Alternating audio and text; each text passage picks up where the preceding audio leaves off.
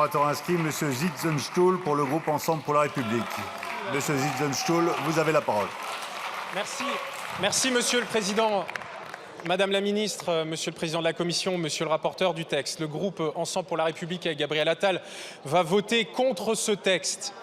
D'abord, nous déplorons les conditions de ce débat pendant lequel le Rassemblement national et singulièrement le rapporteur du texte a lui-même organisé l'obstruction sur son propre texte, n'a cessé de jeter des noms en pâture de cet hémicycle, et c'est vraiment irresponsable, monsieur le rapporteur, a cherché des incidents de séance en multipliant le tumulte et les provocations.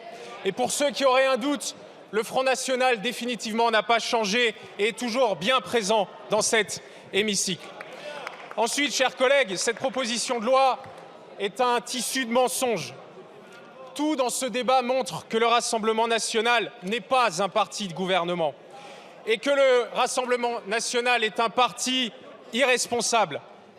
Le Rassemblement national est le parti de l'irresponsabilité économique.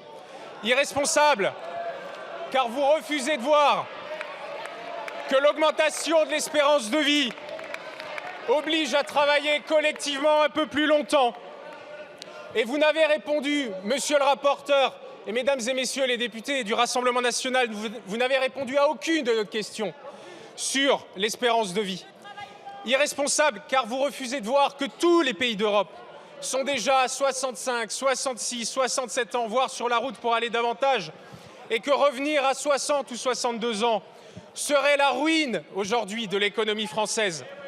Irresponsable, car nos finances publiques, dans la situation actuelle, ne peuvent pas supporter le coût délirant d'une abrogation de la réforme de 2023. Si on met de côté vos délires sur la fraude et l'immigration, vous n'avez aucune solution pour financer le coût de l'abrogation de la réforme.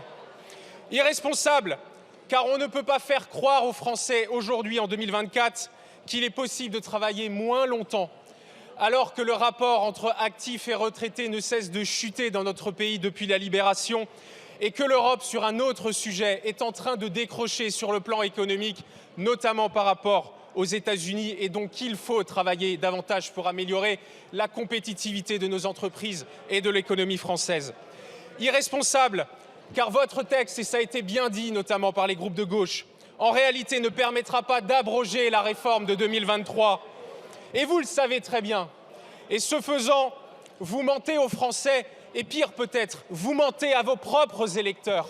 Parce que vous leur faites croire depuis des mois, vous leur avez fait croire lors de la campagne des élections législatives que vous alliez abroger la réforme, alors que tout dans ce texte, tout dans la manière dont il est écrit sur le plan juridique, montre qu'on ne peut pas abroger la réforme des retraites avec votre texte.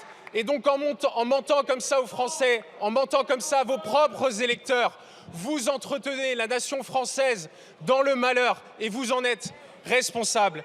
Alors oui, mesdames et messieurs, il est parfois difficile de dire la vérité aux Français, il est difficile de demander à nos compatriotes de travailler plus longtemps, il est difficile de réformer, il est difficile d'assumer une réforme impopulaire comme l'ont fait avec courage Emmanuel Macron et Elisabeth Borne qui est présente cet après-midi. Mais c'est notre honneur à nous de l'avoir fait parce que cette réforme, elle était indispensable en 2023 et qu'aucun gouvernement qui ne viendra derrière ne la remettra d'ailleurs en cause.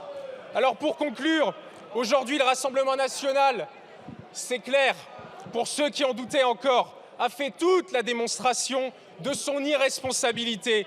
Le Rassemblement national n'est pas un parti de gouvernement et ne sera jamais un parti de gouvernement.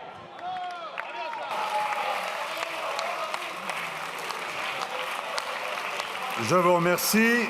Nous allons maintenant procéder